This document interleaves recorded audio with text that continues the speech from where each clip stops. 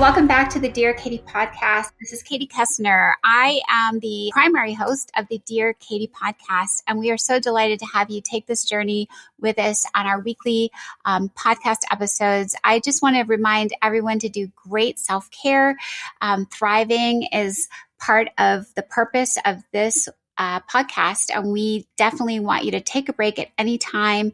Warm bath, fresh air, walk a dog, have a bite of chocolate, whatever you need to do good care for yourself.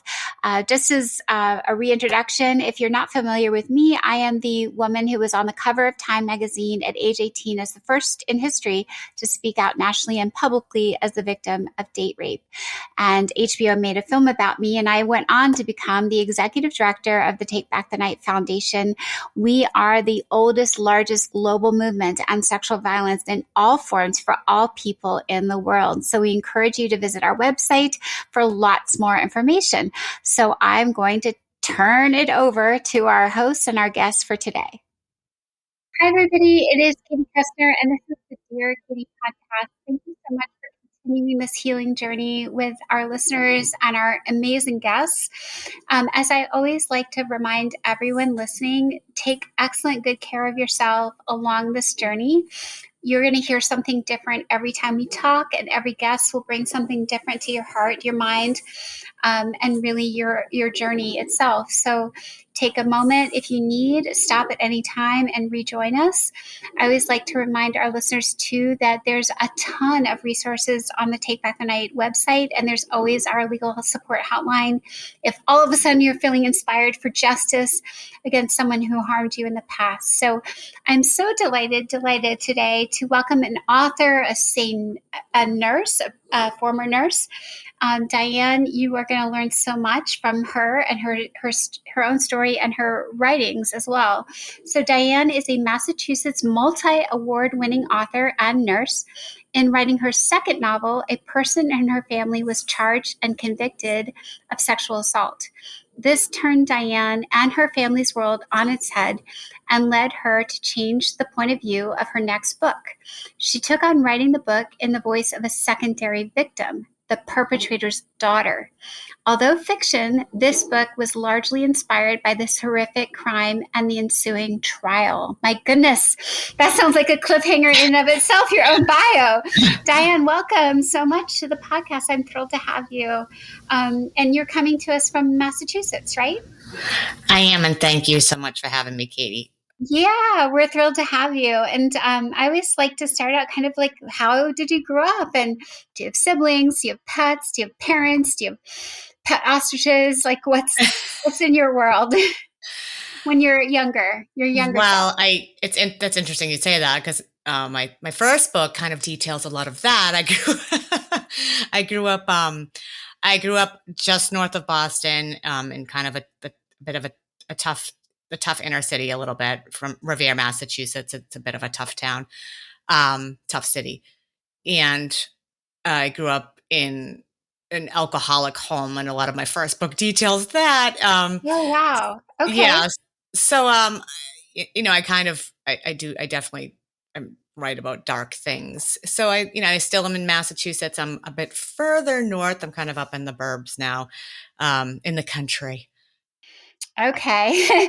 The countryside of Massachusetts. And I think people who don't know Massachusetts, you think of Boston, which is it's right on the center water side of Massachusetts. And then Revere is like Paul Revere and, the horse and all of that, where you grew up. And then north of that is kind of this more bucolic seaside towns and a lot. And there's also the witchcraft, Salem.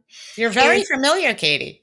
I know the whole darn country because Dianne, I've spoken everywhere you can imagine. So there's Salem State, I believe. Yep.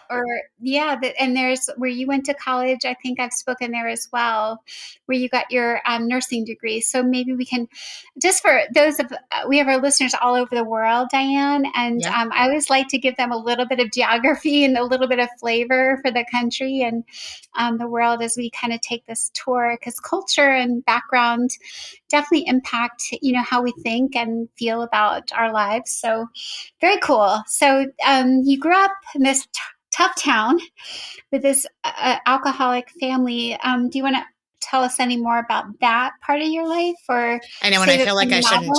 I feel like I shouldn't just title it. Oh yes, I grew up in just an alcoholic family. Yeah. It Is was there a good any other segue into detail? my first book. But Yeah. no, Is there I any, we've talked a lot, just for your own background, we have talked about addiction and substance use and abuse on the podcast a bit. And, I think it's brought different aspects to the healing journey and also the painful parts of our past. So if there's anything else you want to add, I think our listeners would enjoy learning more about what that meant to you and how it impacted your life. it greatly impacted my life, and to a fault, and it's been a healing journey, and I don't think you're ever really fully healed from many things from your childhood. I've my father was an alcoholic. He died of alcoholism after getting Mm. sober, though, for 7 years. He became a drug and Wow. alcohol Mm. counselor for the Teamsters. He was a truck driver. Oh, wow. It was a real battle for him, and he never wanted to be that way. But growing up in that home, it was just chaotic and turbulent. And my Oh, my. mom was, I don't think she married him realizing what this would be, and she ended up, we were on welfare, and grew up with very little, but she put herself through nursing school, and we had a car Wow. with no back window driving, Oh and my goodness. would be sitting in Yeah. the classroom at her community college and coloring while she put herself through nursing school. So she was a real inspiration. She passed away last year, but she was an amazing person who just really, Oh, I can't say enough about her. She was just an amazing woman. well, it's good that you had a hero in your mom. Some of us never have heroes for a long time in our lives. So I'm glad you had that to start out with, especially in the tumultuous part with your dad. And you did say your dad passed away as well, right? He did when I was 18. He started drinking again, and you just knew. I was a very, as I said, I was a tough kid. I think when every child handles things differently. I think some get very introverted. I was very outspoken and became extremely loud. I would call Mm. him out, and I would just tell everyone how insane this is, how he lived. And when he picked up drinking again, I screamed. I threw him against the fridge and said, "You're dead. You're going to die." I was 16. Oh, wow.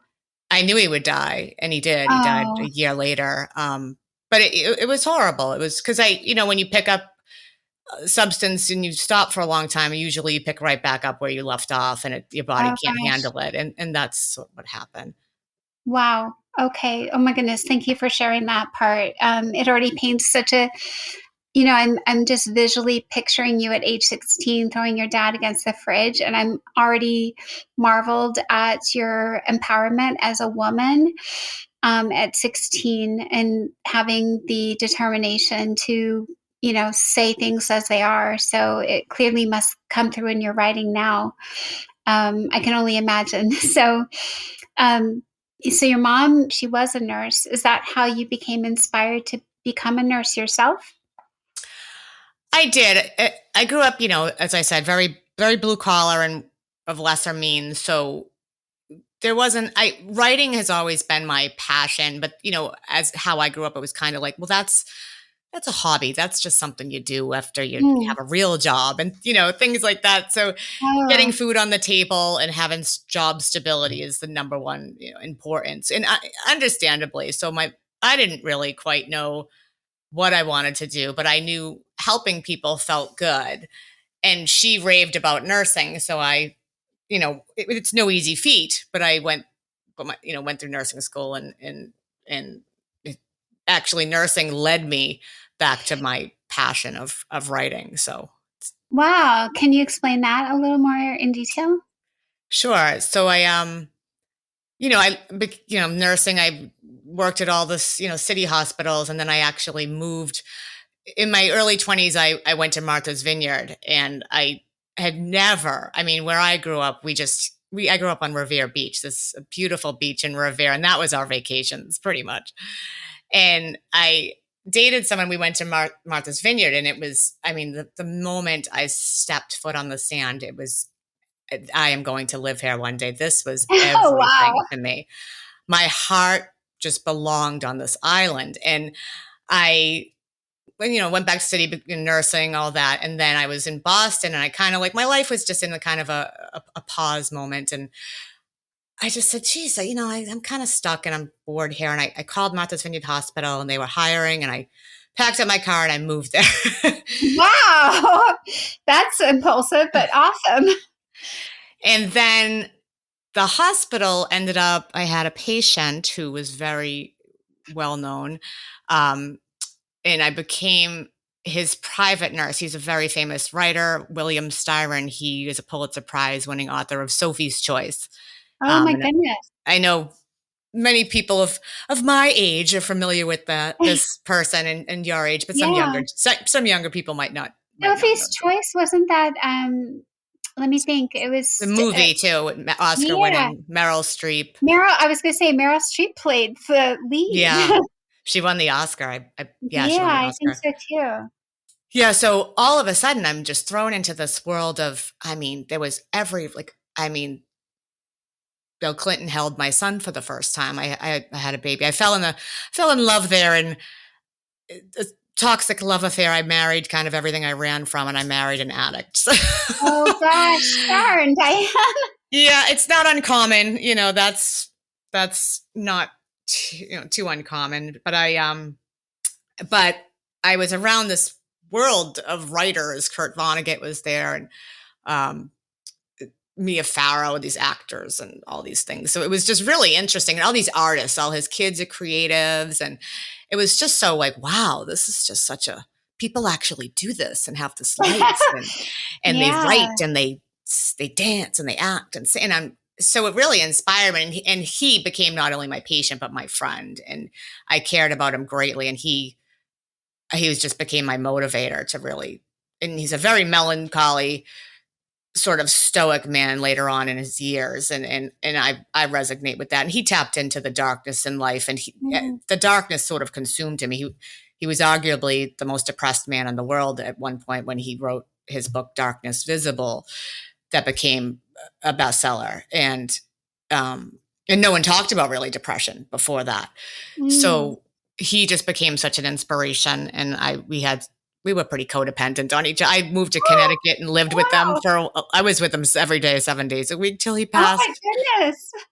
Yeah, so we were pretty codependent on each other. Well, I think codependency, but also like we talk a little bit on the podcast about like what helps us through hard times. And sometimes, everyone needs something different. And maybe that's what you needed at that point in your life. You needed someone like him to be your other side of the shadow, I absolutely did. And I remember my mom saying to me, do you know how amazing this experience is? Hi, this is Katie Koestner, and I wanted to remind all of our listeners about the free National Sexual Assault Legal Hotline. We at Take Back the Night have assembled an incredible team of attorneys, trauma-informed, who truly believe survivors and want to support their journeys in healing and finding justice. The Get Justice Hotline is 567-SHATTER, or feel free to fill out a form on the Take Back the Night website, share your story, let the attorneys know what's going on, and they will get back to you as soon as possible with all of your legal options. That is a service we are delighted to provide through Take Back the Night. I'm in my 20s, and I'm kind of a disaster. I'm a little bit of a disaster, and I'm like, oh, whatever, who cares? Like I just didn't realize how profound it was. But he was such a figure in my life that was just such a solid, because my life around me on my beautiful island was falling apart in this toxic relationship. And I detail this. This is my first novel is inspired by him. When did you? Yeah. So, okay. I'm trying to make sure we keep all the years straight. So this is your 20s. Yes. You have a partner and you had a son, it sounds like. Yes, I was already living on the island. We met and then got married, and I had a son. I was pregnant when I was working for Mr. Styron too. Okay. So you have this child in your 20s, and then what happens next? When I know we're going to get to when you're writing, but I also want to get to what a sane nurse is because I we've know. never had Sorry, that. I know. No, I it's kind good. of It's trailed all off to the awesome. first part of my life, and I didn't Yeah, sort of. let's.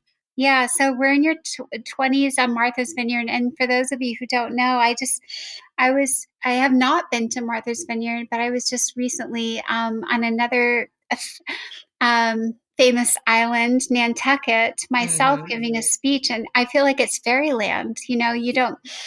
There's like how the Munchkins live, and It is, and and they're rivals of sorts. These two islands, but yeah, those two. I know it's scarily like fiction, but it's real life for the people who live there. and that's why I living there and going through some really dark times in my life. Even though that island, I still am there all the time, and I still write about this place, and it's still never lost my love for it. I a lot of books always talk about these places, and they're just these the rich people and the elite, and something happens and blah blah blah, and but I really tap into the real. Martha's Vineyard's a very working class. It has a real working class community there. Hmm. Nantucket not so much, but Martha's Vineyard does. Well, somebody has to serve all these rich people. Well, but yeah, Martha's Vineyard though really has a huge. They're bigger, so they have a lot of more Hmm. of a year-round population. So Gotcha. and they struggle with, like, as islands do, anything surrounded by water, a lot of addiction, and so Hmm. so that was my 20s. Okay, so that was your 20s. So we got. Do you leave the island, or like what happens? I What's the do. next The chapter in the Mr. book? Styron, my life sort of collapsed in on itself because I couldn't take this relationship, and the chaos, and it was just absolutely crazy, and I needed support. I had a young child, and Mr. Starr was at the end of his life, and I left, and I'd come back on the weekends Mm. to take care of him, and it was till he passed, and it was heartbreaking. I probably was in a nervous breakdown, but I had to come back. I needed some support, so then I moved back up to good old North Shore, north of With your Boston. mom? Did you stay with your mom, or Very briefly, I can't, okay, going back to live with your mom is, oh my God, that's just no, in no, no, in your no, late no. 20s? Yeah, Nobody wants no, that? that didn't work out well. I got my own place very quickly. Okay. And did you still have the partner, the husband in I tow, was or back and forth with him for years, trying to mhm. keep the family unit together, and then he'd try to do the right thing, and it was always just it never. I was probably addicted. I was probably addicted to him. He was my Mm. absolute heroine. I mean, I could not stop with him until I was submersed myself in Al-Anon and therapy, and I really Mhm. was like, "Please help me get away from this man," because I knew I was going down the ship I was going down on the Titanic with him. I mean, it Oh was gosh. very You know what, toxic. Diane, I was thinking like, for we have young listeners who are in their 20s and even teens. And I know that, the idea or the concept of a love of your life. And so, what do you think about him drew you to him? He wasn't abusive to you. He was abusive to himself, right? Or am I wrong? He was abusive financially. He was abusive. Mm. I mean, I was abused. I mean, it got so crazy, but I became abusive Oh, because I was so neglected and living just so crazy. So I oh, became a person that I didn't recognize. I was oh gosh. calling him That's hard. names and saying horrible things, and he would say them back. Explosive. Very explosive, but Mhm, I had a young child, and I had to he didn't act anytime I found out he was using, I threw him out. I didn't put up with active use at all, but what mhm. attracted me to him was everything. He was everything I ever knew. He was everything. It was everything I should have ran from, and everything I was, the wave maker, always pointing out all the addicts and the problem people my whole life, and my father and my mother should. I was a young kid and thought my mother should leave my father, and here I was marrying the person that, was just like him. Oh gosh, darn. Yeah, that's so hard. Like, we look back when we get older, and it's hard when we're stuck in stuff. But, I think that's part of the podcast journey too, is like we don't know where we're going to get stuck or trapped or in a cycle that we can't find a way out of. So, then I assume you did get somewhere different with I did. his. Thankfully, my mother introduced me to therapy. We went to Children of Alcoholics, and I started therapy young. Like I knew I had anxiety attacks, and I was sort of a disaster, and I'd go in and out of it, and I struggled with varying things. A little bit of an eating disorder. Sometimes I drank too much too. I struggled with some varying things, but nothing. I always held myself accountable and try to keep myself in check. But I got out of it through lots of therapy, and then there was a final straw with my son. Oh, I when the police got involved one time, I said, "That's it. That's it. I oh, mean, no wow. way. I owned a home. I bought a home on my own without him, and worked like a dog just to get my son a better life, and he was going to take that from me. Like if the police Oh are my involved, God. I mean, so I had to be done. And I think a lot of what kept me with him too at the end was I knew that when I finally let go of him, he was going to die. And not that I had that power over him. I knew Oh. that we were the last thing he had to live for. And I knew it. I knew Mm, it. And he did. He wow. ended up dying about 6 months after I left Oh him. my I God. finally got divorced from him. I think I can only imagine, and I'm not in your shoes, Diane, but when I hear you say that, I'm thinking, did you have any guilt or remorse? I think sometimes our survivors feel like, oh my gosh, I would have, could have, should have helped more, even though I'm struggling. And then they feel guilty about the people who end up dying or suicide or anyone else, who is left in the train wreck of life. Sure. And I don't know if you felt any of that, or if you did, how you dealt with it. You know what I mean? Like, That's how why did you? I that's Yeah, why I went to therapy for years before I finally left him. I needed to, but I knew that I you were felt ready. I would feel responsible. And when he died, Oh, I didn't feel. I was in another relationship newly at the time, and with a wonderful person, and oh, good.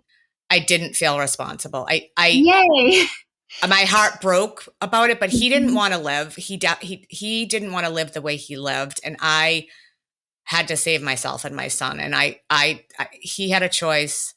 I was still kind to him. Mhm. I gave him a ride to the train station when he got out of Oh, jail at one point, and I I didn't have guilt because you have to save yourself. You can't save other people. You can't. I like that so much, Diane. I really want our listeners to hear you say that because they need to hear it. You have to save yourself, You and have that's so to. powerful. I love that you said that. I mean, I don't know if we've heard that exact sentence, but I love you have to save yourself, and it's okay. It's I think absolutely okay. Yeah, I think we can't say that enough. So many of us live in guilt and like fear, and you're like so empowered and cool. I grew up Um, Irish Catholic too, so the guilt is, I mean, guilt and oh shame have been a crap. staple in my life forever. Oh yeah, yeah, yeah. I'm glad you added that in too, because that's another layer of um, Oh, really, really tough stuff. yes, it is, and it's still there Thank you. underneath. But I still do a lot of. I've done a lot of healing in different work modalities, energy healing, and talk therapy, acupuncture, all that stuff. Lots of spiritual stuff too. So I've done a lot of work, and it's frustrating sometimes to have to do so much work, and you think it It's really like, is. why do we have to undo everything? It's like we have so many scars and we're just trying to like keep up with them. Well, then you're dealing with a lot of people that haven't done any work, so it's like, oh god. Yeah. You're But doing thank their God work you did. too. You're doing our work, their work, everybody's work. I Exactly. totally agree. Thank you for saying that. It's really, really helpful and refreshing, Diane, to have you say that on the podcast. Hi, everybody. It's Katie Koestner. Just a quick interruption. We want you to know that there is an entire shop full of cool merch on the Take Back the Night website to support your own healing journey, that of someone you care about. There are t-shirts, there's bracelets, there's glow-in-the-dark stuff. There's all kinds of unique special edition from our artist series as well. So please take a look. If it's a holiday or a special occasion or just a gift to yourself, support Take Back the Night through your purchase. And now you're in your 30s.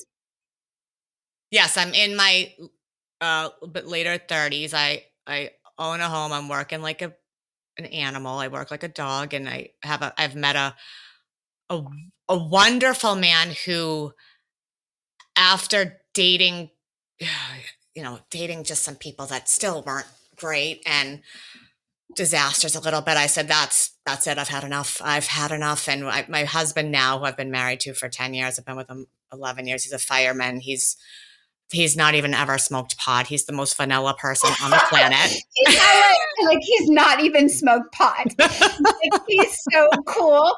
He's not even done that. Because he had some shots of whiskey. He definitely does. And I probably, thank God when I met him, he had a little bit of a road rage incident. Otherwise, I probably wouldn't be with him, because I'm like, he needs a little bit of have some emotion. Something. He's got to have some temperature, some heat. Yeah, especially for me. Okay. But I was done with the drama. When our first date, I said, before you come here, I need a W-2 and I want to see a license and registration. That's perfect. I think what we need. So license, registration, W-2, Social Security, like that you're enrolled and you have a something coming, maybe. Yeah, and that wasn't, I was still so low though then, that just him having he's the hardest worker on the planet. That was just enough for me. That he just worked really hard was so enough for me. And now me today, that's not enough. I require like much more. Okay, we've upped our game. Yes, as we should. Yeah, awesome. So let's talk a little bit about, when did you go to nursing school for becoming a SANE nurse? So I just, nursing is, I'm a bit burned out from nursing, but nursing is a wonderful profession as far as you can change around and do different things. So I've done varying things in nursing. I'm big into fitness. I became a nurse nutritionist. But the SANE nursing is always, I'm a big believer in giving back. My books go to charities, certain proceeds go to different causes that I support, and I'm a huge animal advocate. But like the SANE nursing was I was so passionate about that, because I'm passionate about women's health and women's, the plight of women, and a lot, because I almost, every friend I have, I think there's probably one or two that don't have a story of some assault or who weren't abused as a child, or some assault later on in life, or things like that. And it's very profound. And the Me Too movement, came about and all that. And it was just like, I was shocked that I really thought I was even more progressive, and like, well, we didn't put up with that, or we didn't like my generation. I'm tough. And then I look back on things too, that, I worked in the restaurant industry too for a long time, like going through nursing school, and the sexual harassment I put up with was absolutely disgusting. It was unbelievable. The things that you would shrug off or giggle, and I was, this tough city girl, and I still just was I put up with so much. Hey, Dianne, I have an idea. Whenever sometimes I forget all the stuff I've done. Let me just ask you what you think. Because when you said you were a restaurant, worker, and I was too, and I forgot for a second. How do I forget my life? But, when I was in college and worried because, again, our listeners know a little bit and you might not know so much, but I didn't have the support of my parents, and I was kind of like shoved out when I was on the cover of Time and trying to figure it out. So I would work like almost all day and all night. And one of my jobs was 11 to 7 shift, 11 p.m. to 7 a.m. Across the street from a bar. And I worked at the Bob's Big Boy, which is like the all night like diner. And I was thinking, when you said like you worked in restaurant and got sexually harassed, and I was thinking Oh my gosh, I didn't even think about how many of the drunk groups of men would come across at 3 in the morning when the bar shut down, or around 2:30, when they could Mhm. mosey their way across to eat eggs and ham. And I had a uniform. I had this like little short skirt with an Yep. apron. And I remember thinking I'll get better tips if they harass me, and I Right. take it. And I was like shocked now, like thinking back when I was that young and 19, 20. And I was just like, oh my God, I might make more money tonight if I get harassed by the drunk men. Yeah. And I took it. I don't know if that resonates with your experience, but It and absolutely does. And yeah, bartending was worse. I mean, I oh bartended God. and I was just, I bartended on a slow night and that I Oh, was just there to be someone's, to just be I'd have a couple of regulars that would come in and you I just probably had had to to give them talk to them. attention. Oh my And God, you probably had to talk to you were like their therapist all night. I was their therapist, but, in a little kind of short Outfit. shirt, tight jeans, and just Yeah, whatever. And I thought the same thing, like, I bet wear a tight shirt, wear tight pants so I can get good right. tips. And Yeah. It's so pathetic what we have to do as women it's to like unreal. it is, and men just don't understand it, not one bit, but, They don't, um and they haven't had, and so that's what led me to really just wanting to do that because I just was so passionate about that when Me Too came out, it just really hit me how much that we just put up with, even, yeah, walking to your to car, trying to survive. be safe and all Yeah. these things, like don't dress a certain way or dress a cery way or do these every we're just We're objects.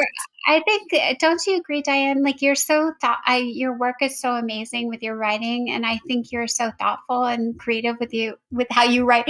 Like, when I for our listeners, everybody on the podcast writes this great little bio, and they like submit it, and Diane's is so clever and cool.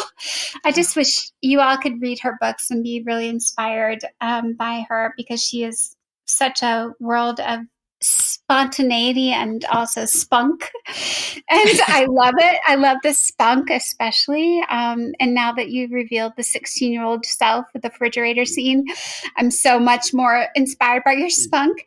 But I think it's so, like, a lot of times people don't get how much we just we hear it. It's not like we don't hear it. We hear every word spoken to us and how it's spoken, and we figure out how to navigate it. And we have to navigate it from a place of disempowerment and disenfranchisement. We don't have the money, and we're figuring out how to get there. I'm like, and I wish that women, I want us to think more about saying, like, let's say we have the money and the power, and get there, and stop caring about how pretty we are, because it stinks. We spend like half our time thinking about what we're going to wear, what we're not going to wear, like you just said, Diane. It's like so cool. I resonate so much with you, and I hope our listeners will like really get what you're saying, because you're making it very clear and visual as well. I can totally see you doing all these things. I Thanks. don't know. Maybe we talk. Well, I don't want to. We could talk a lot about that navigation, but I also want to see, like, how did you find writing, and when did you start writing? You said you've always loved writing, but when did you start writing your first book? Oh gosh. So after I left the island and Mr. Styron passed away, I knew I Hmm. wanted to tell this sort of story Hmm. and about my time kind of there and with him and sort of this spiraling toxic love affair and all of that. And, it's fiction, but it's obviously inspired by um, real events as all my writing will probably be. It has I been love. so There'll far. be more, so we have to keep reading Diane's works. But Yeah. so the first one you start. Do you start it in your 20s then, or wait Oh till you're God, 30? no. No, I started after my late 30s, sort of after my ex-husband passed away. Okay. I started taking notes and just taking notes and taking notes, and it took me about 8 years to write this book. Um, and I had no idea what I was doing. I I wrote poetry, and I had a poetry book published when I was in, when I went back to college, and I was on this sort of thing with poetry, which I've always loved and enjoyed. And I wrote this poetry book about growing up in addiction, and it was, people seemed to really like it. And then I was taking notes on this book, and it came together. But interestingly enough, I was, it wasn't ever supposed to be about really, because it really, the premise is about the devastating effects of growing up in addiction. That's really the Mm. premise. And a reader told me that. I didn't even think that. I'm like, well, it's celebrity. It's Martha's Vineyard. It's a famous author. It's a toxic love affair. And it's, no, it's really, it details the devastating effects of growing up in addiction. So I started writing a scene with, what my father, which would, it's fiction, but it's inspired by what would be my father when I was young and into this teenager and this angst and all of this. And I'm dragging him to the therapy at the high school, and I'm pissed off at him, and I just ended up writing and writing and writing because I could really tap into that angry kid. And so it became a lot about that. So it really became a lot about it kind of, it's an alternating timeline. Um, so it's a lot about how I grew up and inspired by that. Okay, so then that's late 30s and you published this one. And That, yeah, then, then that came out, and that's one done well, and it's won many awards. People liked it, thank God. But that yay. was a journey, a very long journey. I mean, I didn't, as I said, I didn't know what I was doing. Lots of trial and error, and 140 some 50, 146 rejections, I think I had. Oh Um, gosh. Hi, everyone. Thank you so much for continuing to take the journey on the Dear Survivor podcast. A quick note, we are 100% volunteer at the podcast and at Take Back the Night. Your donations, your generosity helps us do what we do on such a shoestring budget. And we would be so grateful if this show is helping you through your journey and you are passing it along to others you care about. Please visit the Take Back the Night website and donate and support our cause and our mission to end sexual violence and support survivors. Thank you. yeah, and then I was on to my second book, which actually ended up turning. I was writing about something else, and then something happened on sort of the perimeter of our lives, and I changed it all around. And if you want me Yeah, to let's start talk about that. that. Yes, let's talk about that next, because that's the main stage. And that's So why I contacted you, because I thought you might be I know. of Let's talk interest. about that now that we've done all the pre-work. I know, now that I put everyone to sleep, maybe, I don't know. I hope No, I no, did. no, no. It's still exciting. So I was writing another book about some couple of girls in South Boston, and sort of a kind of mafia thing. But one of the girls was going to be sexually assaulted. And I don't take that lightly, writing anything like that. I have not, I shouldn't say that, as we spoke a little bit before we got on here. Yeah. I have experienced, and I think many of us have, I have experienced a sexual assault, but I think, which is, I think we sometimes downplay it when I felt a little responsible. I put myself there. I drank too much. It was I should have known not to go. What was I there for? Like, so I was young, and I sort of had that experience, but I didn't, the scene I was going to write in this book was going to be much more graphic and profound, even though I think everything, each one of them are profound, but it was going to be different. And then on the perimeter of my life, someone very close to us was convicted and accused and convicted, and I guess this had been going on for a while, of sexually assaulting his daughter's best friend. Okay. And this is someone very, close to the family, and it was absolutely earth shattering. It caused so much stress and divide and all these things in the family, because everyone deals with these things very differently. I decided, just because someone belongs to us does not mean they are innocent. It doesn't, and some people, I think, sort of felt that way at first. And I immediately found the trial and I listened to the trial. And Oh. I listened to the trial, and this man is guilty. And Mhm. he was found guilty. And it was very earth-shattering. My husband sort of became so introverted and almost broken, and I became, as I do, that child that's throwing their father against the fridge. I'm sort of shoving it down his throat, like, "Can't you see? Don't you?" He didn't want to really see or deal, and I'm becoming very aggressive. So it was very, and I'm not saying that that's right, Mm. that wasn't right of me to do either. But everyone sort of handled this horrifically. So I really thought, wow, the the the perpetrator's family, and my heart, everyone's heart breaks, and it's disgusting and appalling for this girl that he did this to and groomed, and it's uh, unbelievable. But Mm. my mind kept going to, first of all, I'm dealing with this, the different responses in the family, but his daughter, listening to his daughter on the stand, s- breaking, crying, eh, wanting to believe her father. And the daughter is Oh. someone I know, we know, we're connected to.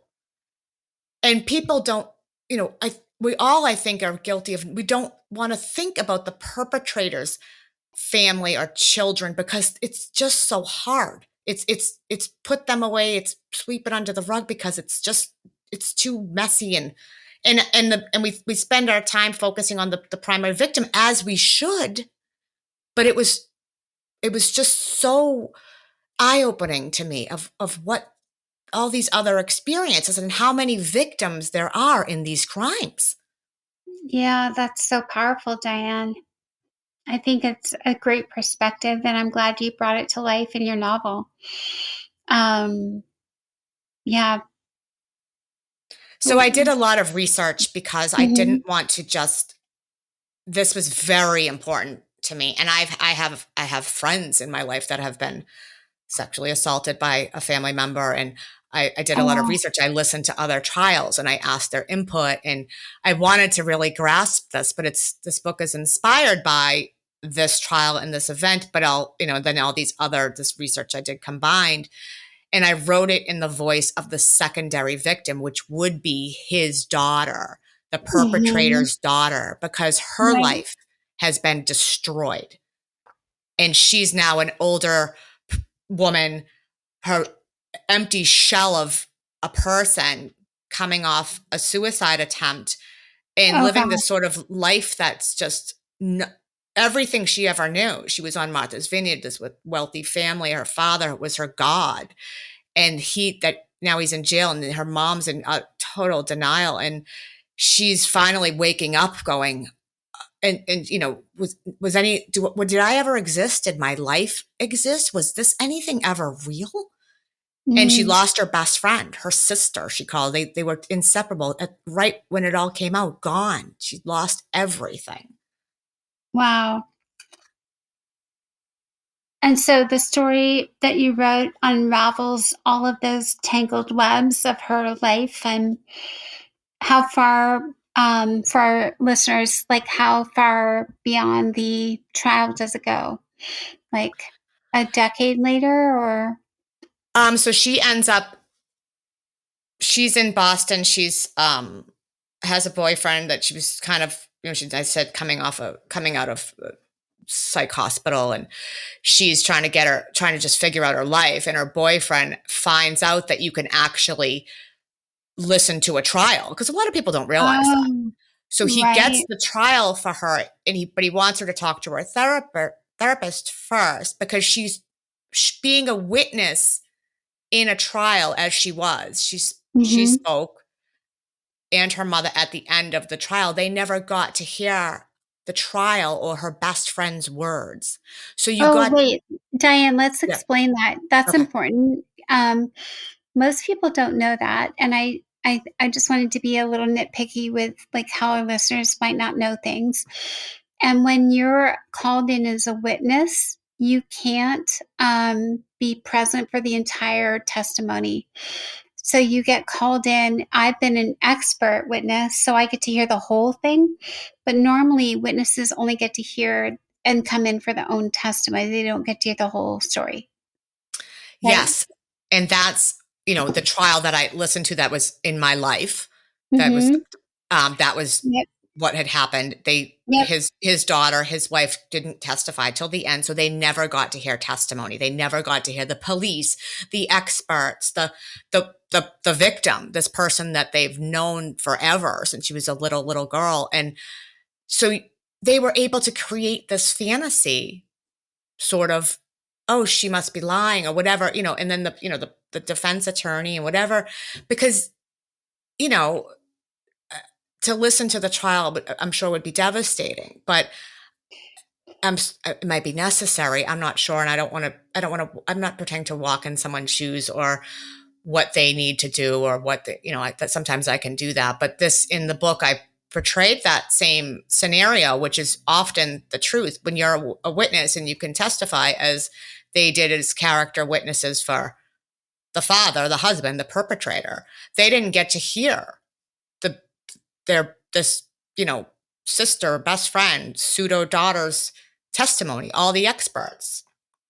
And so in the book, she starts listening to the trial and kind of going on this journey, trying to figure this all out. And, she lands her to see, takes her to see her father in prison and confront him and back to the island where everything was. She's in the setting's in Boston and Martha's Vineyard. She grew up in Martha's Vineyard, and this is where all this kind of happened. And she she goes back to the island to kind of deal with it with her mother. And along the way, she's seeing some, friends of her whole life sort of flashing before her. And she eventually, well, I'll leave it there. I'm not going to tell you. Don't tell us the end. I agree. Don't tell us the end, Dianne. That was so good. I think everyone's going to want to read this. It's so important to hear the full 360 impact of sexual violence. And you clearly gave us all something else to think about, the secondary victim, like you said. I'm so glad you wrote that. It's not a story that's been told. I'm getting such great response and so many great reviews about that, because people are all just saying, if you read my reviews, they're like, wow, I just never thought of that person or how they would be or how it would be if that happened in my life or things. And that's what I wanted to, evoke people to think, because, and I believe this can't be a shameful secret. There's so many victims involved, and it's okay to speak about these experiences in any which way, shape, or form that you've had them or feel about them or have been affected by them, because it's just something that's just, oh, we don't want to talk about this, or, I've dealt with that in my family. And I even felt, I'll be honest, I felt that way for a minute. Like, oh my God, what are people going to think of, Right. and I'm so angry about that. I'm so angry that was like kind of my initial reaction, but it is, and it needs to just be, we need to just be more loud. And even, we should start thinking about the perpetrator and how it affects, even in the people that are in denial. Their lives are destroyed often. And it's just, these crimes just affect so many people. And I've partnered with this book. I partnered with Martha's Vineyard Community Services, and they have a wonderful Connect program that advocates for victims of sexual assault and domestic violence. And they're developing this program for secondary victims. So they want people from like the perpetrators' children or family, like support groups for them, and make it okay. Yeah, I think it's so brilliant, and really, you created a whole new way of thinking about the problem, Dianne. I mean, I've thought about it, but I feel like you put the stamp on it and are making it much more accessible. And the kind of support group idea is brilliant. It's like Al-Anon for the family members. It's the same thing. Like there's the addict, and then there's all the people around them who are trying to figure it out. And it's the same way with sexual violence. So I'm so happy. I mean, you think of all the celebrities who've been named, they all have partners, they all have kids, they all have all these other people who are impacted by their choices and deeds, guilty often, sometimes not, but often guilty. And then the ramifications are terrible for the rest of them.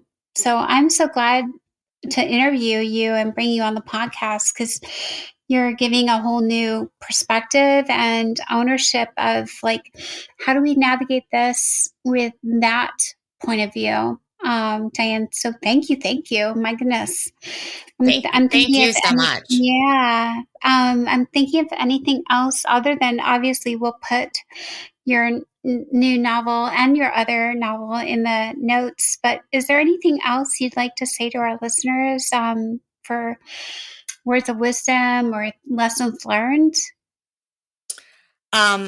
I just wanted to say briefly when you just brought up Al-Anon that, for many, many, many years, addicts, those were the shameful, dirty little secrets too we kept in the closet. And no one, Mhm. we didn't want to tell anyone, and you hid them from the neighbors, and you didn't want anyone to know the problem. And now that's become more acceptable. The stigma is gone. We talk about it. The families can. And this is what needs to happen here. Like we need to bring, and it's coming to light as we all see, but we need to just be able to really discuss this and openly talk about it without it. It's very, very real.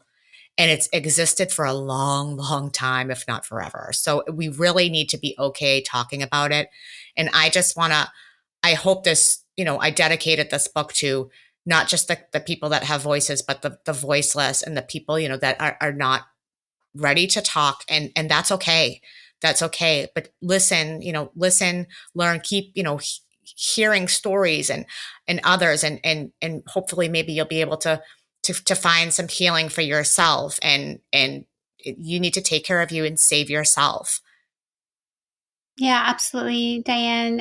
I think those are, you gave us so many sound bites. I can like put so many things on the like I'm already remembering so many things you said. They're so memorable. You're a great writer, but you're also an amazing speaker and narrative and truth teller. I think your honesty and your openness has really been welcomed and helpful and healing for our listeners. So I'm so grateful to host you and to support you both as a writer and on your own like long-term journey to go through the processes that you need to do just on your own. You've been through a lot yourself, so thank you for being so strong. Well, thank you, Katie, and thank you for being so strong. You're absolutely amazing. Absolutely Yeah, amazing. well, sometimes I think I'm either Teflon or or made out of steel, and then all of a sudden I'll like fold myself and say like, "Oh my gosh, this is really hard." But if I sit with what's really hard for too long, then I refortify and go with strong again. So Sometimes that's though, it's nice at a certain age, and we're around the same age. Like I yeah. finally, I feel like I can take my armor off sometimes, and I don't need to listen to I listen to podcasts about being a warrior or these affirmations, and I'm like, I don't really need to be a warrior anymore. Jeez. Sometimes I want to be. Sometimes I'll be a marshmallow. Yeah, Yeah, and I it hear and it's you. and it's nice, and it's because you've had this fight in you for so long, and you needed it to survive. But now you've done a little bit of work or whatever, and if you haven't, you can get there just one step at a time. And it's nice to just kind of let your armor rest on the chair for a little bit. Yeah, like take it off and take a breath. And so Yes. I think but your interview definitely gave us that welcome respite as well. So thank you so much. Anyway, for our listeners, you can definitely find Dianne's books and her work on I'm sure where books are sold, as they Everywhere. Yeah. always say. Yeah, everywhere. And so I think, take your own journey and join Dianne with her narrative and her storytelling. It would be magical and helpful, I'm sure. And again, I just remind everyone that Take Back the Night has tons of resources. Join an event, start a chapter, become a fan, be a member, be involved. Don't be an island. We're not very long on islands. We run out of food and water rapidly. So find some more sustenance with Take Back the Night and all of our fans and followers. So thank you again, Dianne. And we will put everything in show notes with your episode when we drop it. Thank you. Thank you, everybody. Yeah, bye. Thank you again, everybody, for joining another episode of the Dear Katie podcast. I hope very much you found today's episode helpful, empowering, and a way to take another step in that long journey toward healing and supporting those we care about, learning about sexual violence prevention, and also survivor support. For those of you who don't know, again, the Take Back the Night website has tons of great resources, books, self-care options, cool merch. If you're feeling like you need a wearable, we have great t-shirts. Of course, we would love it if you follow along on our free newsletter with news and events going on around the country and even around the globe. And finally, don't forget to like us and follow us on Facebook and Instagram. You'll find our entire community popping up here and there, and recaps of our podcast episodes as well. So together we shatter the silence, and together we end the violence. Take care.